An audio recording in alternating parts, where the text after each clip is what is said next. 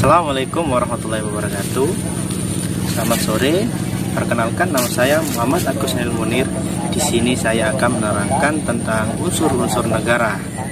Negara adalah suatu organisasi yang berada di satu wilayah ataupun berbagai wilayah.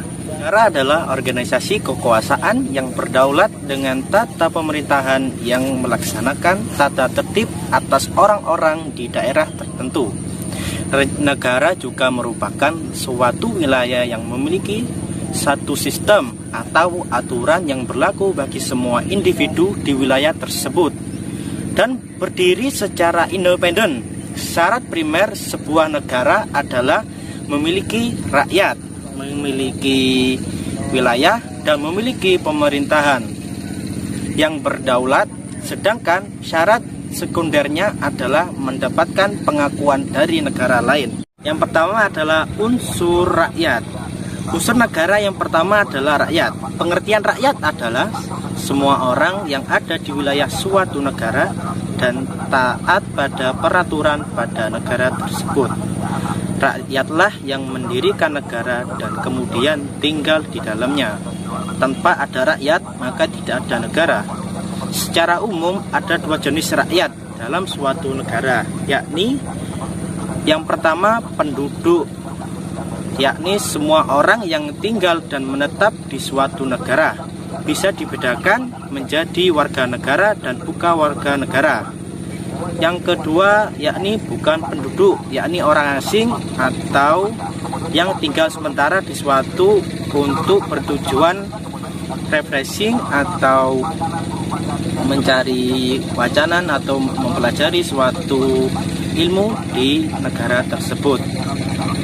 Yang kedua adalah unsur wilayah. Sebuah negara tertentu juga harus memiliki wilayah atau daerah kekuasaan. Wilayah negara merupakan tempat tinggal rakyat dan penyelenggaraan pemerintahan. Sebuah negara tidak mungkin berdiri jika tidak memiliki wilayah. Wilayah satu negara meliputi daratan, lautan, dan udara. Maka dari itu, wilayah adalah hal yang paling penting, nomor 2 setelah rakyat. Terdapat batasan negara antar satu negara dengan negara lain. Di antaranya bisa meliputi batasan alamiah, misalnya seperti gunung atau sungai. Yang kedua, batasan buatan, misalnya seperti pos, penjagaan, atau gerbang. Batas secara geografis, yakni batasan berdasarkan garis lintang dan garis bujur. Batas perjanjian, yakni batas yang dibuat dari konvensi atau kesepakatan. 3. Pemerintahan yang berdaulat. Unsur-unsur berdirinya negara berikutnya adalah adanya pemerintahan yang sah dan berdaulat.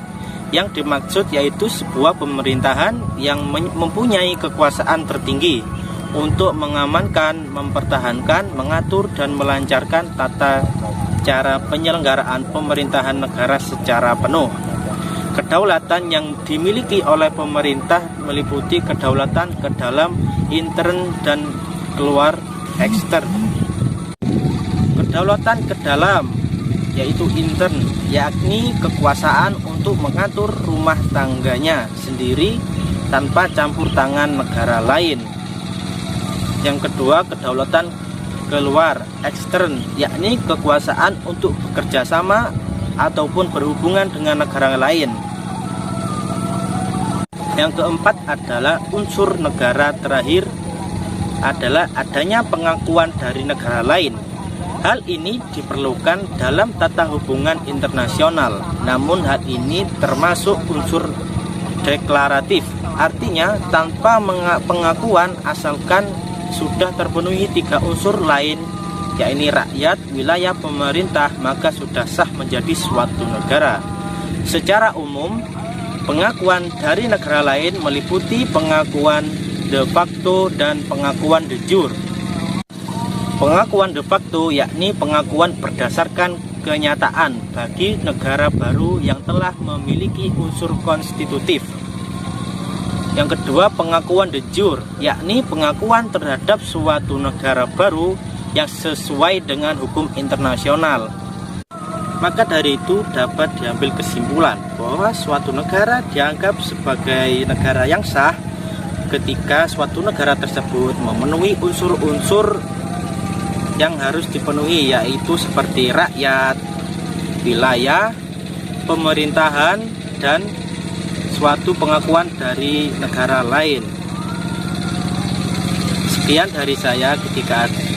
Jika ada kesalahan atau kekurangan, mohon maaf.